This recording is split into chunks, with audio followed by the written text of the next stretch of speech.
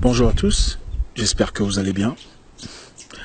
Vous savez, la nature nous apprend très souvent des leçons que nous refusons d'assimiler. Aujourd'hui, nous allons apprendre une leçon de zoologie, ou plutôt de l'entomologie, la science basée sur l'étude des insectes.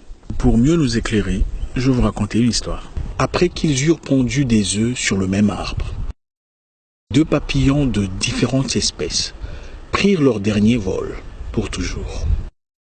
C'était le début d'une nouvelle génération qui devait faire face aux obstacles inéluctables de la vie. Les œufs de ces deux papillons étaient restés seuls, abandonnés, dans le froid et dans le noir. Mais c'était le début d'une nouvelle histoire. Pour ceux qui ne connaissent pas le cycle de vie du papillon, l'œuf marque le début de la vie et clôt au bout de 5 à 10 jours pour laisser place à une jeune chenille.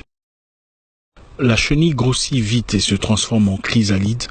Une chrysalide, c'est la structure dure qu'elle devienne pendant la métamorphose, immobile, sans vie, comme une statue. Et ce n'est que 2 à 4 semaines plus tard qu'émerge un vrai papillon de cette fichue chrysalide. Le cycle de vie est donc chenille, chrysalide, puis papillon. Alors, revenons à notre histoire. 2 papillons de différentes races prirent leur dernier vol après avoir pondu des œufs sur le même arbre. Après éclosion, cet arbre abritait des centaines de chenilles. Le soir, pendant le dîner, Siala, la première chenille, se disputait contre Zola, sa voisine, pour un morceau de feuille de manioc.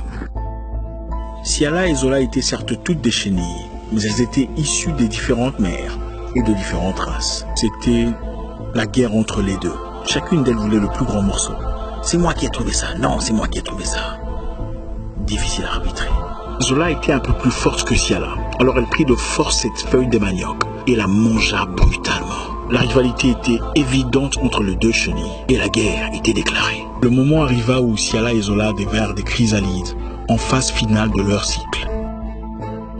Elles étaient toutes les deux immobiles, métamorphosées, enfermées dans cette boîte inconfortable en attente de devenir enfin papillons. Leur mésentente avait engendré une sérieuse rivalité. Leur contentieux avait créé un climat de guerre qui était la course vers la vie. Quelque temps plus tard, Zola, la chenille forte, devint papillon.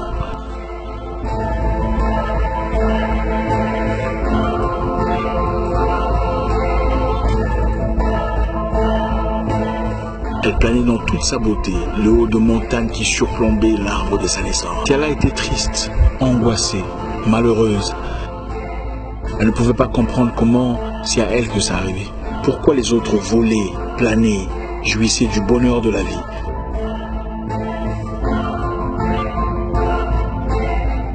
Pendant qu'elle était coincée dans un coin obscur de la vie. Et Siala, la chrysalide, était angoissée. Elle pleurait.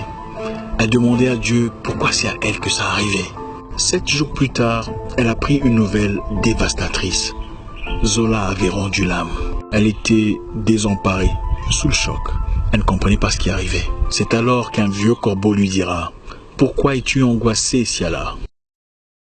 Zola était un papillon lune. Ils naissent sans bouche, se reproduisent et meurent de faim 7 jours après leur naissance. Toi, par contre, tu es une espèce différente. Vous prenez plus de temps pour atteindre la maturité, mais vous vivez longtemps une vie pleine d'aventures. Les amis, vous sentez-vous en retard par rapport à quelque chose? Des idées que vous aviez, un concept qui vous tient à cœur, une vision que vous souhaiteriez matérialiser? Ne soyez pas découragés. Vos copines sont peut-être toutes mariées pendant que vous avez du mal à avoir des prétendants. Vous ne faites de course avec personne. Vous regardez à vos côtés et vous voyez des gens avec qui vous avez progressé, des gens avec qui vous avez lutté, atteindre leurs objectifs. Vous voyez des gens plus jeunes que vous faire des voyages, acheter des appartements, stabiliser leurs entreprises, pendant que vous vous battez jour pour joindre les deux bouts. Voilà ce que j'ai envie de vous dire aujourd'hui. Vous n'avez pas la même histoire, pas le même parcours, pas la même configuration. Vous avez le droit de vous sentir en retard par rapport à vous-même, mais vous n'avez pas le droit d'établir votre retard par rapport à ce que Martin ou Patricia a fait. Il a été conçu pour chacun un parcours unique, une histoire particulière. Vous avez été créé de main de maître pour une destinée singulière qui ne peut être réécrite ni contrefaite. Vos amis sont mariés, vous ne l'êtes pas, tant mieux pour eux. Vos copains vont en vacances, vous ne pouvez pas, tant mieux pour eux. Les autres vivent en ville et vous ne pouvez pas, tant mieux pour eux. Certaines histoires commencent bien, mais finissent vite. D'autres sont parsemées d'échecs, mais deviennent des légendes. Chacun son paradis, chacun sa vie, chacun son histoire, chacun son temps.